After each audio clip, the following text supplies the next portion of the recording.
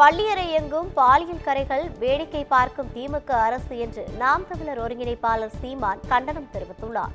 இதுகுறித்து அவர் வெளியிட்டுள்ள அறிக்கையில், கிருஷ்ணகிரி மாவட்டம் பர்கூர் அருகேயுள்ள போச்சம்பள்ளி ஊராட்சி ஒன்றிய நடுநிலைப் பள்ளியில் 8ஆம் வகுப்பு மாணவியை ஆசிரியர் மூவர் கூட்டு பாலியல் வன்கொடுமை செய்துள்ள நிகழ்வு பெரும் அதிர்ச்சியையும் ஆத்திரத்தையும் ஏற்படுத்தியது.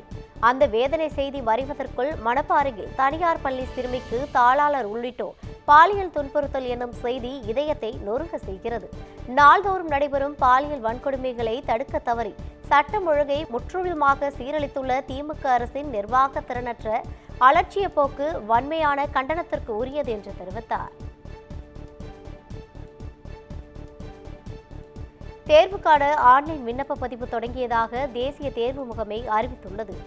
MBBS மருத்துவ படிப்புகளில் சேர்வதற்கான நீட் எனப்படும் தேசிய தகுதி மற்றும் நுழைவுத் தேர்வு ஆண்டுதோறும் நடத்தப்படுகிறது.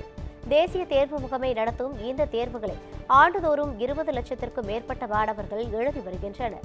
இந்நிலையில் 2025ஆம் ஆண்டு நீட் தேர்வுக்கான விண்ணப்ப பதிவு 7ஆம் தேதி முதல் தொடங்கியதாகவும் ஆன்லைன் மூலம் விண்ணப்பிக்கலாம் எனவும் தேசிய தேர்வு முகமை அறிவித்துள்ளது. விண்ணப்பம் பதிவு செய்யவும் தேர்வு கட்டணம் செலுத்தவும் மார்ச் 7ஆம் தேதி கடைசி நாள் என்றும், நுழைவுச்சீட்டு மே 1ஆம் வெளியிடும் என்றும், மே 4இல் தேர்வு நடத்தப்படும் என்றும் தெரிவிக்கப்பட்டுள்ளது.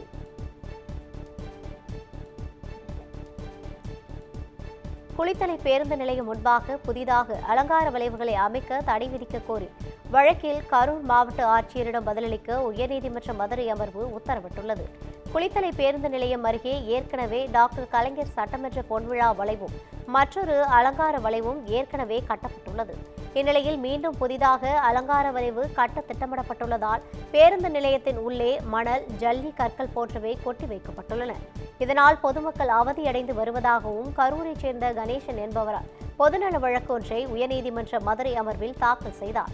இந்த வழக்கை விசாரித்த நீதிபதிகள் நிஷா பானு, ஸ்ரீமதி அமர்வு வழக்கு தொடர்பாக கரூர் ஆட்சியரிடம் உரிய விளக்கம் பெற்று தெரிவிக்க அரசு வழக்கறிஞர்களுக்கு உத்தரவிட்டு வழக்கை ஒத்திவைத்தனர். கோவை மாநகர காவல் ஆணையாளர் அலுவலகத்தில் குழந்தைகளுடன் காவல் ஆணையர் கலந்துரையாடும் காஃபி வித் கமிஷனர் நிகழ்ச்சி நடைபெற்றது. இதில் மசக்காளிப்பாளையம் பகுதியில் உள்ள பள்ளியைச் சேர்ந்த மாணவ மாணவிகள் கலந்து கொண்டனர்.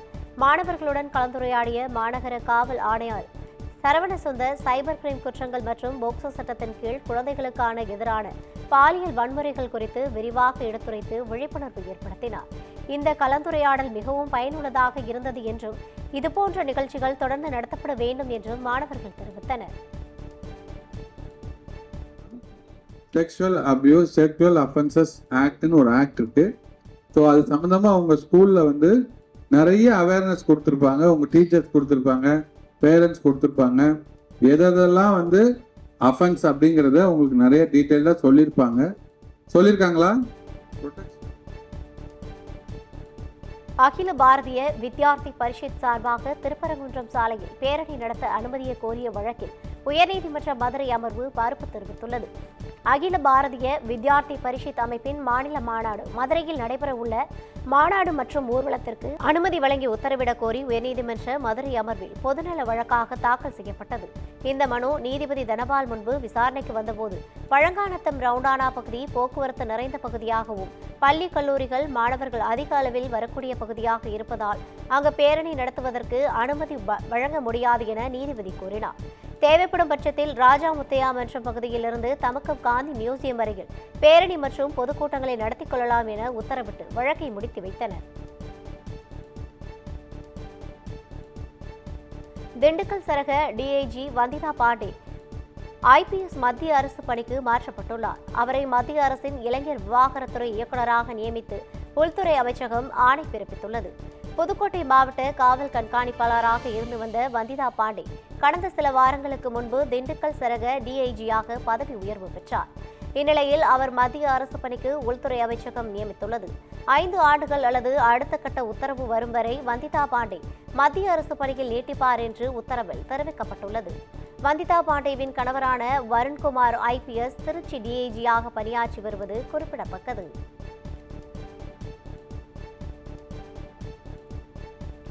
அண்ணா பல்கலைக்கழக மாணவி பாலியல் வன்கொடுமை செய்யப்பட்ட வழக்கில் ஞானசேகரனின் நீதிமன்ற காவல் 21ஆம் தேதி வரை நீட்டிக்கப்பட்டுள்ளது.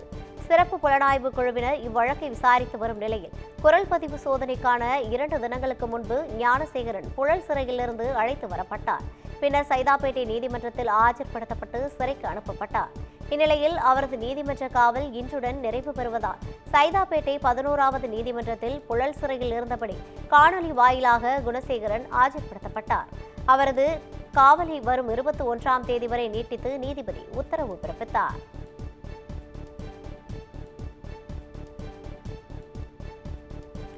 ஆம்ஸ்ட்ராங் கொலை வழக்கில் கைது செய்யப்பட்ட நாகேந்திரனின் உடல்நிலை குறித்து அறிக்கை அளிக்க சிறைத்துறை நிர்வாகத்திற்கு சென்னை முதன்மை அமர்வு நீதிமன்றம் உத்தரவு பிறப்பித்துள்ளது. ஆம்ஸ்ட்ராங் கொலை வழக்கு தொடர்பான சென்னை முதன்மை அமர்வு நீதிமன்ற நீதிபதி கார்த்திகேயன் முன்பு விசாரணைக்கு வந்தது. அப்போது வேலூர் சிஎம்சி மருத்துவமனையில் சிகிச்சை பெற்று வரும் நாகேந்திரன் செல்போன் வீடியோ கால் மூலம் ஆஜராகி தன்னை சென்னை குரோம்பேட்டையில் உள்ள தனியார் மருத்துவமனைக்கு மாற்ற வேண்டும் என கோரிக்கை வைத்தார். அப்போது நாகேந்திரனின் உடல்நிலை, அவருக்கு அளிக்கப்பட்டு வரும் சிகிச்சைகள் குறித்து தினந்தோறும் வேலூர் சிஎம்சி மருத்துவமனை நிர்வாகம் தரும் தகவலை சிறைத்துறைக்கு நிர்வாகம் அறிக்கையாக சென்னை முதன்மை அமர்வு நீதிமன்றத்தில் இமெயில் மூலம் அனுப்பி வைக்க வேண்டும் என்று உத்தரவிட்ட நீதிபதி வழக்கின் விசாரணையை பிப்ரவரி 21ஆம் தேதிக்கு தள்ளி வைத்தார். இலங்கை கடற்படையால் கைது செய்யப்பட்ட ராமநாதபுரம் மீனவர்களை விடுவிக்க நடவடிக்கை எடுக்க வேண்டும் என மத்திய வெளியுறவுத்துறை அமைச்சர் ஜெய்சங்கருக்கு பாஜக மாநில தலைவர் அண்ணாமலை கடிதம் எழுதியுள்ளார். ராமநாதபுரம் மாவட்டத்தில் உள்ள தங்கச்சிமடம் மற்றும் மண்டபம் பகுதிகளைச் சேர்ந்த 10 மீனவர்கள் இலங்கை கடற்படையினரால் கைது செய்யப்பட்டு அவர்கள் பயன்படுத்திய படகையும் இலங்கை அதிகாரிகள் பறிமுதல் செய்தனர். இலங்கை சிறையில் வாடும் மீனவர்களை விரைவில் தாயகம் அழைத்து வருவதை உறுதி செய்வதற்கும் துயரத்தில் உள்ள அவர்களின் குடும்பங்களுக்கும் நிவாரணம் வழங்குவதற்கும் தேவையான நடவடிக்கைகளை எடுக்குமாறு கேட்டுக்கொள்வதாக அண்ணாமலை கடிதத்தில் குறிப்பிட்டுள்ளார். காரைக்குடி அருகே சோமநாதபுரம் காவல் நிலையத்தில் பெண் சார்பு ஆய்வாளர் தாக்கப்பட்டதாக கூறப்பட்ட குற்றச்சாட்டு பொய்யானது மாவட்ட காவல்துறை சார்பில் விளக்கம் அளித்துள்ளது. சோமநாதபுரம் காவல் நிலையத்தில் எஸ்ஐயாக பணியாற்றி வரும் பிரணீதா பணியில் இருந்தபோது கோவில் நில விவகாரம் தொடர்பாக சிலர் காவல் நிலையத்திற்கு வந்ததாகவும் அப்போது தாக்கப்பட்டதாகவும் தகவல் வெளியானது. மருத்துவமனைக்கு வந்த எஸ்ஐ பிரணீதாவின் தாயார் மைக்கேல் அம்மாள் தனது மகளுக்கு காவல் நிலையத்தில் கூட பாதுகாப்பு இல்லை என்று தெரிவித்தார். இந்த விவகாரத்தில் பெண் எஸ்ஐ தாக்கப்பட்டதாக கூறப்பட்ட குற்றச்சாட்டு பொய்யானது என்றும் மிகைப்படுத்தப்பட்டது என்றும் மாவட்ட காவல்துறை சார்பில் விளக்கம் அளிக்கப்பட்டுள்ளது. தஞ்சாவூரில் கொத்து பரோட்டா இல்லை என்று கூறியதால் மோத இளைஞர்கள் சிலர் கடையை அடித்து நொறுக்கி புரட்டி போட்டது குறித்து கிழக்கு காவல்துறையினர் வழக்கு பதிவு செய்து விசாரணை நடத்தி வருகின்றனர். வண்டிக்காரன் தெருவில் உள்ள ஹோட்டலுக்கு மது போதையில் வந்த இளைஞர்கள் கொத்து பரோட்டா கேட்டுள்ளனர். அதற்கு ஊழியர்கள் கொத்து பரோட்டா இல்லை என கூறியதாக கூறப்படுகிறது. இதனால் ஆத்திரமடைந்த இளைஞர்கள் கடையை அடித்து நொறுக்கி ஊழியர்களையும் தாக்கியுள்ளனர். இந்த சிசிடிவி காட்சிகள் தற்போது வெளியாகியுள்ளது.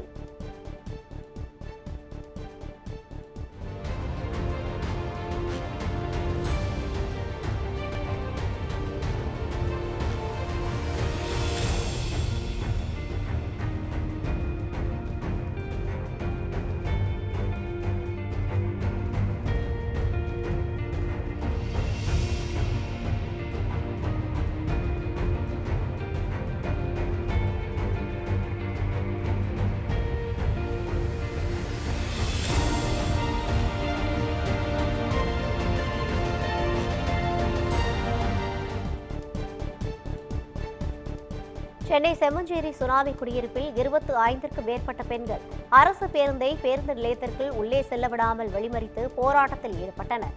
அரசு பேருந்து சரியான நேரத்தில் செல்வதில்லை, அதிக பேருந்துகள் பேருந்து நிறுத்தத்தில் நிற்பதில்லை, நடத்துனர்கள் பயணிகளை தரக்குறைவாக பேசுதல் உள்ளிட்ட பல்வேறு கோரிக்கைகளை முன்னிறுத்தி பெண்கள் போராட்டத்தில் ஈடுபட்டனர். தகவல் அறிந்து வந்த காவல்துறையினர் பேச்சுவார்த்தை நடத்தி உரிய நடவடிக்கை எடுப்பதாக உறுதியளித்தனர். காவல்துறையின் பேச்சுவார்த்தைக்கு பிறகு பொதுமக்கள் போராட்டத்தை கைவிட்டு கலைந்து சென்றனர். இதனால் அப்பகுதியில் சிறிது நேரம் பரபரப்பாக காணப்பட்டது. 99C பஸ் வந்து இப்போ ஒரு 3 மந்த்தா விட்டுருக்காங்க சார்.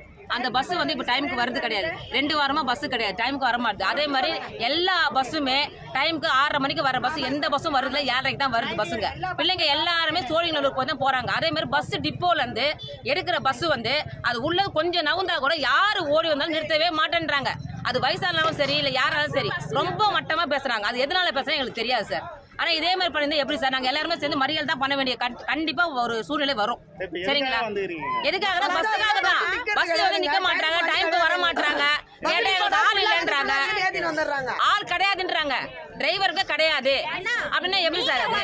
பின்னாடி பஸ் வந்து பின்னாடி வர பஸ் நிக்கவே மாட்டேங்கிறாங்க. பின்னாடி வர பஸ்ல யாரத்துக்கு இவங்க எதுக்கு சார்? கோவை சிங்காநல்லூரில் ஆட்டோ மீது உரசியதாக கூறி பெட்ரோல் பங்க் ஊழியரை தாக்கிய சிசிடிவி காட்சிகள் வெளியாகியுள்ளது. குளத்தேரி பகுதியில் உள்ள பெட்ரோல் பங்கில் பணிபுரியும் புஷ்பராஜ் தாராபுரத்தில் இருந்து கோவைக்கு காரில் வந்தபோது ஆட்டோ ஒன்றை முந்தி சென்றுள்ளார். அப்போது ஆட்டோவின் மீது கார் உரசி சேதப்படுத்தியதாக கூறி ஆட்டோவில் இருந்த முகமது ஆஷிக்கும் குடும்பத்தினரும் பெட்ரோல் பங்கிற்கு வந்து புஷ்பராஜை தாக்கியுள்ளனர். இதுகுறித்து புஷ்பராஜ் அளித்த புகாரின் பேரில் சிங்காநல்லூர் போலீசார் முகமது ஆஷிக் மீது வழக்கு பதிவு செய்துள்ளனர். தாக்குதல் தொடர்பான சிசிடிவி காட்சிகள் தற்போது வெளியாகியுள்ளது.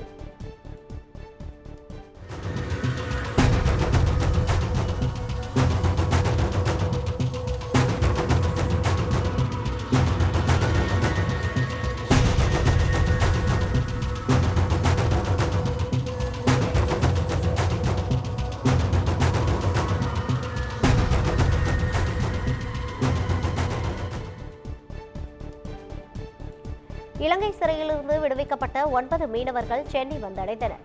ஜனவரி 7ஆம் தேதி மயிலாடுதுறை மற்றும் நாகை மாவட்டங்களைச் சேர்ந்த 6 பேர், காரைக்காலை சேர்ந்த மூவர், படகு ஓட்டுநர் ஒருவர் என 10 பேர் கடலில் மீன்பிடித்துக் கொண்டிருந்த போது எல்லை தாண்டி மீன்பிடித்ததாக கூறி இலங்கை கடற்படையினரால் கைது செய்யப்பட்டு சிறையில் அடைக்கப்பட்டனர்.